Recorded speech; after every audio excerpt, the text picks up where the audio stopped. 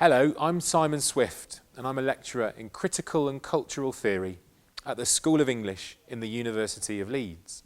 The title of this podcast is How Words, Form and Structure Create Meaning. I'm going to be thinking in particular about women's writing in the 20th century. That's going to be the focus of this podcast. I'm going to be thinking in particular about two authors, two writers of literature, Virginia Woolf and Sylvia Plath. So, as I say, we're going to be thinking about how words, form and structure create meaning. When I use the word form, what do I mean? When I'm thinking about literary form, what do I mean by that? I mean both types of writing, that is, poetry and prose, but also the technicalities of that writing. When I talk about form, I might be thinking about the kinds of words that are chosen. I may be thinking about things like sentence structure, things like who is speaking, where is the narrative voice in this poem or in this novel. It's the whole range of technicalities that might be included in the idea of form. I'm going to explore some of those with you today. Do women have a literary voice which is inherently different from men's? Is there such a thing as women's writing? If so, what do their texts, what do women's texts or texts written by women tell us about their literary identity? I'm going to begin to look at those questions with a quotation from a very famous writer, a French feminist by the name of Hélène Cixous, who wrote a text in the middle of the 1970s about women's writing. Well, actually about the relation between men's writing and women's writing, which is called The Laugh of the Medusa. So here's a quotation from that text. I maintain unequivocally that until now, far more extensively and repressively than is ever suspected or admitted, writing has been run by a libidinal and cultural, hence political, typically masculine economy. That this is a locus where the repression of women has been perpetuated over and over, more or less consciously, in a manner that's frightening, since it's often hidden or unadorned with the mystifying charms of fiction. A very long sentence and some very powerful and passionate claims being made in it. Cixous suggests that writing is a space in which the oppression of women by men has been perpetuated. She argues that this is the case far more than we have realised. We haven't really owned up to how far writing has been complicit with the oppression and the suppression of women. She also implies that imaginative writing, fiction, novels and poetry, what she here calls the mystifying charms of fiction, perpetuates that repression.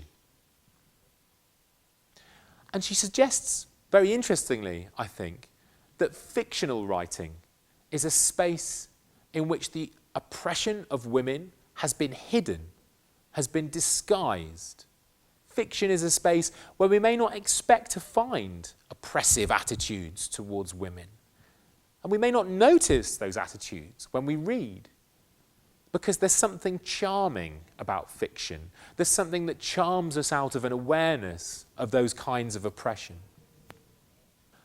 How can women write back against this? Can they write back against this? How has their writing sought to reclaim writing itself as a space in which women can voice their own alternative view of the world and perhaps bear witness to the oppression that they've suffered? So I want to use the space of this podcast to think about the ways in which the form and structure of women's writing has sought to answer these kinds of questions. And I'm going to begin to do that by thinking about a particular word. So remember that when I said that I'm interested in form and structure and meaning, I said that we'd be interested in particular choices of words, the mechanics of writing in some ways. I'm going to begin by thinking about a particular word, the first person pronoun, I, and to discuss how that word functions and features in an earlier text from Siksu, a text by the novelist Virginia Woolf. And the text is called A Room of One's Own. And it was written in the 1920s. And in this text, Woolf is discussing her experience of reading a book that was written by a man and what it feels like to read a book that was written by a man as a woman. So it's a text that I find very interesting because it describes the experience of reading and the experience of a woman reading. So here's a passage from this book. One had a sense of physical well-being in the presence of this well-nourished, well-educated, free mind, which had never been thwarted or opposed, but had had full liberty from birth to stretch itself in whatever way it liked. But after reading a page or two, a shadow seemed to lie across the page. It was a straight dark bar, a shadow shaped something like the letter I. One began dodging this way and that to catch a glimpse of the landscape behind it. Back, one was always hailed to the letter I. One began to be tired of I. I think this passage is fascinating because it gives us a sense of how Virginia Woolf felt when she read, of the kinds of conflicted feelings that she experienced when she read a book that was written by a man. At first, she describes how she enjoyed its well-bred sense of ease, its freedom, its power, and its authority to ramble over different subjects. There's a sense of security or being carried along with this confident, masculine narrative voice.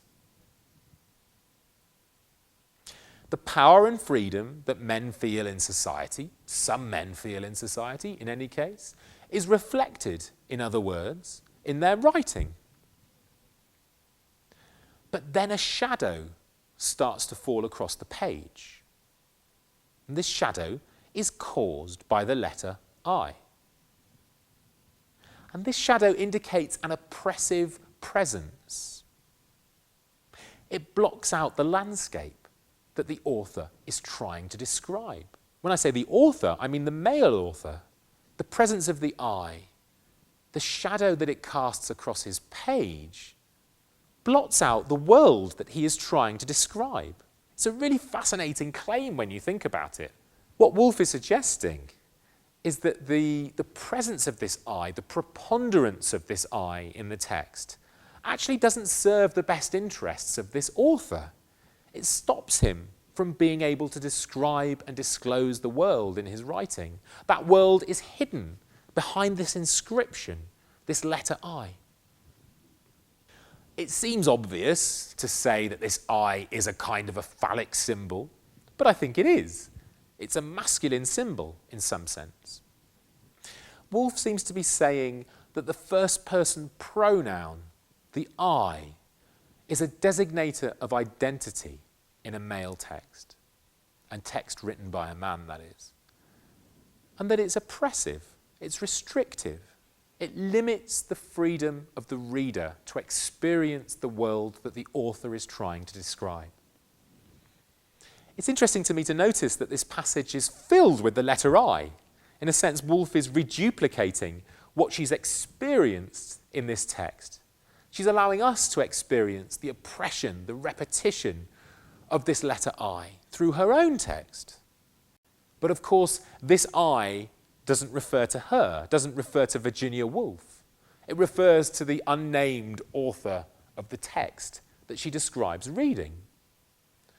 Woolf herself is characterised by the third person singular, one, as in a room of one's own.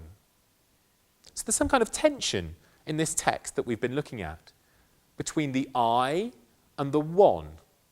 One being a word that's not used as much now as it was, certainly in Virginia Woolf's time, by people of Virginia Woolf's class, but it's a very different, and interestingly different kind of a word from I.